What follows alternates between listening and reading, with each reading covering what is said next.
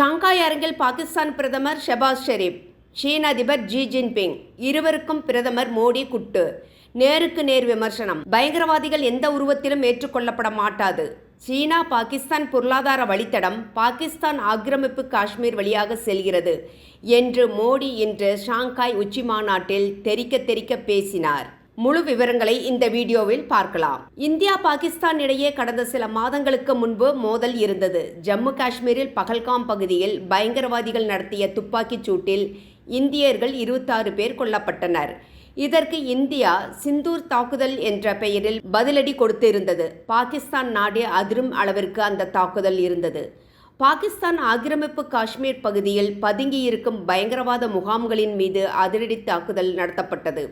இதில் 100க்கும் மேற்பட்ட பயங்கரவாதிகள் கொல்லப்பட்டனர் என்று மத்திய பாதுகாப்புத்துறை அமைச்சர் ராஜ்நாத் சிங் தெரிவித்திருந்தார். இந்த தாக்குதலை தான் தடுத்து நிறுத்தியதாக அமெரிக்க அதிபர் டொனால்ட் ட்ரம்ப் தனக்குத்தானே அறிவித்து கொண்டார். இதை இந்தியா கடுமையாக எதிர்த்திருந்தது.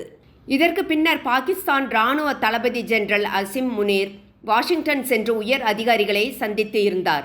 இதன் பின்னர் இந்தியா மீது தாக்குதல் நடத்தப்படும் என்று மிரட்டல் விடுத்தார் அசிம் முனீர். இந்தியா சரியான பதிலடி கொடுத்திருந்தது. இதையொட்டி ட்ரம்பிடம் இருந்து வந்த தொலைபேசி அழைப்புகளை பிரதமர் மோடி நிராகரித்தார். 4 முறை அழைப்பு வந்ததாகவும் 4 முறையும் மோடி நிராகரித்து இருந்ததாக ஜெர்மன் பத்திரிகை செய்தி வெளியிட்டு இருந்தது. இந்த நிலையில்தான் நடப்பாண்டில் இந்தியாவில் நடக்கவிருக்கும் குவாட் மாநாட்டில் ட்ரம்ப் கலந்து கொள்ள மாட்டார் என்று நியூயார்க் டைம்ஸ் செய்தி வெளியிட்டுள்ளது. இந்தியாவின் மீது ட்ரம்ப் 50% வரி திணித்த பின்னர் இரு நாட்டு உறவுகளும் கேள்விக்குறியாகி இருக்கிறது. இந்தியாவின் மீது ட்ரம்ப் 50% வரி திணித்த பின்னர் இரு நாட்டு உறவுகளும் கேள்விக்குறியாகி இருக்கிறது. தற்போது சீனாவில் ஷாங்காய் உச்சி மாநாடு நடந்து வருகிறது. இந்த மாநாட்டில் சீனா, ரஷ்யா, இந்தியா முக்கிய நாடுகளாக பார்க்கப்படுகின்றன. இந்திய பிரதமர் மோடிக்கு சீன அதிபர் ஜி ஜின்பிங் தனி மரியாதை அளித்திருக்கிறார். இது மட்டுமா, ரஷ்ய அதிபர் புடின், பிரதமர் மோடி, ஜி ஜின்பிங் மூவரும் நெருக்கமாக சிரித்து கைகளை கோர்த்து கொண்டு இருக்கும் புகைப்படம் வெளியாகி மேற்கத்திய நாடுகள் மற்றும் ட்ரம்பின் வயிற்றில் புளியை கரைத்திருக்கிறது. இது மட்டுமா, புடின், மோடி இருவரும் கைகளை கோர்த்து கொண்டு நடந்து கொண்டே சிரித்து பேசி செல்லும் வீடியோ வெளியாகி இருக்கிறது.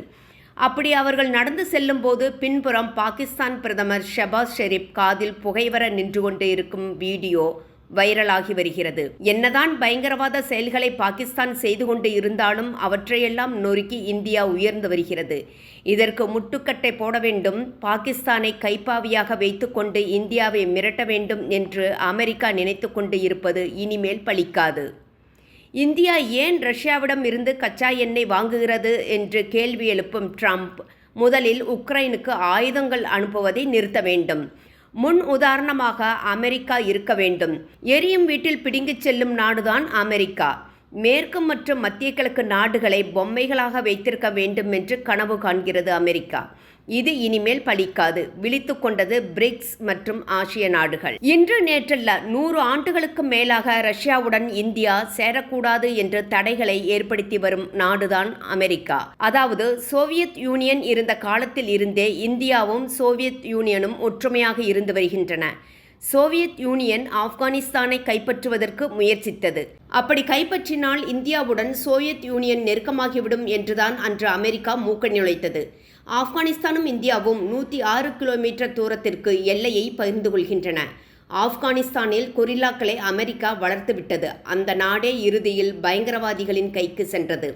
அங்கிருந்து தனது படையை அமெரிக்கா வாபஸ் பெற்றது. தற்போது அங்கு பிரச்சனை தீரவில்லை.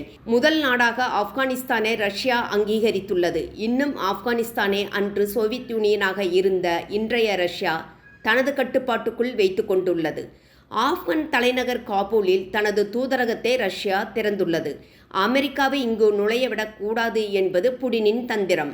இந்த நிலையில்தான் பாகிஸ்தானை ஆப்கானிஸ்தானுக்கு எதிராக அமெரிக்கா தூண்டிவிடுகிறது. ஆப்கானிஸ்தானில் இருந்து பாகிஸ்தானுக்கும் அச்சுறுத்தல்கள் இருந்து வருகிறது. பாகிஸ்தானை வைத்துக்கொண்டு இந்தியாவையும் மிரட்டுகிறது அமெரிக்கா. இதைத்தான் உலக அரங்கில் எடுத்து வைத்து வருகிறார் பிரதமர் மோடி. சமீபத்தில் நடந்து முடிந்த பிரிக்ஸ் மாநாட்டிலும் மோடி பேசியிருந்தார்.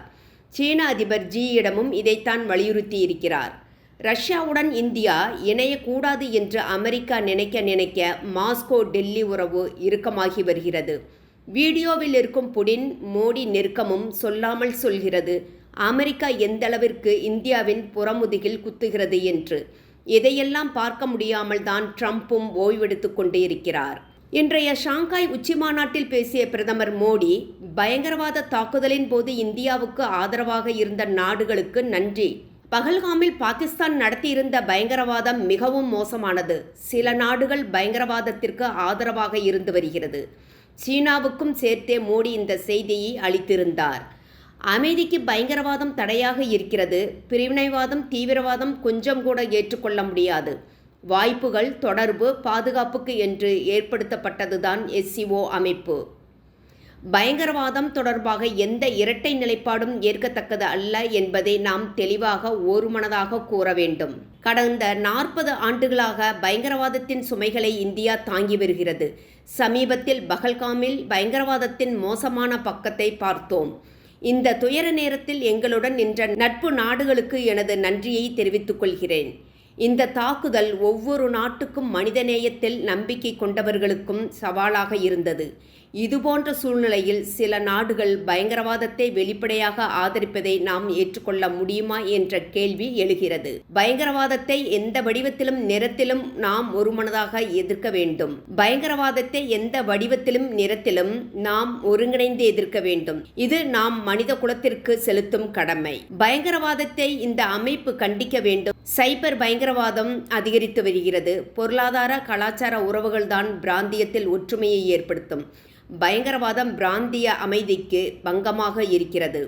ஐநாவில் சீர்திருத்தங்களை மேற்கொள்ள வேண்டும். இணைப்பு திட்டங்கள் இறையாண்மையை மதிக்க வேண்டும். சீனா பாகிஸ்தான் பொருளாதார வழித்தடம் பாகிஸ்தான் ஆக்கிரமிப்பு காஷ்மீர் வழியாக செல்கிறது. இன்று இந்தியா சீர்திருத்தம், செயல்திறன், மாற்றம் என்ற ஒரு மந்திரத்தை பின்பற்றி முன்னேறி வருகிறது. ஒவ்வொரு சவாலையும் ஒரு வாய்ப்பாக நாங்கள் முயற்சித்து வருகிறோம். இந்தியாவின் வளர்ச்சி பயணத்தில் ஒரு பகுதியாக இருக்க உங்கள் அனைவரையும் அழைக்கிறேன். வலுவான இணைப்பு வர்த்தகத்தை அதிகரிப்பது மட்டுமல்லாமல் வளர்ச்சி மற்றும் நம்பிக்கைக்கான கதவுகளையும் திறப்பதை இந்தியா எப்போதும் நம்புகிறது. இதை கருத்தில் கொண்டு சபாகர் துறைமுகம் மற்றும் சர்வதேச வடக்கு தெற்கு போக்குவரத்து வழித்தடம் போன்ற முயற்சிகளில் நாங்கள் பணியாற்றி வருகிறோம். இது ஆப்கானிஸ்தான் மற்றும் மத்திய ஆசியாவுடனான இணைப்பை மேம்படுத்த உதவும் என்றார். தியான்ஜினில் நடந்து வரும் SCO உச்சிமாநாட்டில் மோடி பேசிய போது அந்த அவையில் பாகிஸ்தான் பிரதமர் ஷபாஸ் ஷெரீப்பும் இருந்தார். நேருக்கு நேர் மோடி பாகிஸ்தானை தாக்கி பேசினார். சீன அதிபருக்கு புரியும்படியும் மோடி பேசியிருந்தார். சீனா அமைத்து வரும் பெல்ட் அண்ட் ரோடு திட்டத்தை தான் பிரதமர் சாடினார். பின்னர் ரஷ்ய அதிபர் புடினுடன் பிரதமர் மோடி சந்திப்பு நடத்தினார். இந்த சந்திப்பின் போது ரஷ்ய அதிபர் விளாடிமிர் புடின் கூறுகையில், உங்களை சந்தித்த பிறகு நான் மிகவும் மகிழ்ச்சி அடைகிறேன். உலகளாவிய தெற்கு மற்றும் கிழக்கு நாடுகளை ஒன்றிணைக்க SCO ஒரு தளத்தை வழங்குகிறது. டிசம்பர் 21, 2025 இந்தியா ரஷ்யா உறவுகள் சிறப்பு மற்றும் சலுகை பெற்ற முக்கிய கூட்டாண்மையாக உயர்ந்ததன் 15வது ஆண்டு நிறைவை குறிக்கிறது. நாங்கள் பன்முக உறவை கொண்டாடுகிறோம். இன்றைய சந்திப்பு இந்தியா ரஷ்யா உறவுக்கு குறிப்பிடத்தக்க ஊக்கத்தை அளிக்கும் என்று எதிர்பார்க்கப்படுகிறது. ரஷ்யாவும் இந்தியாவும் மிகச்சிறந்த உறவுகளை கொண்டுள்ளன என்று ரஷ்ய அதிபர் புடின் தெரிவித்தார். நண்பர்களே, உங்களது கருத்துக்களை எங்களுடன் பகிரவும். எங்களது YouTube சேனலை சப்ஸ்கிரைப் செய்ய கீழே இருக்கும் பெல் பட்டனை அழுத்தவும். நன்றி.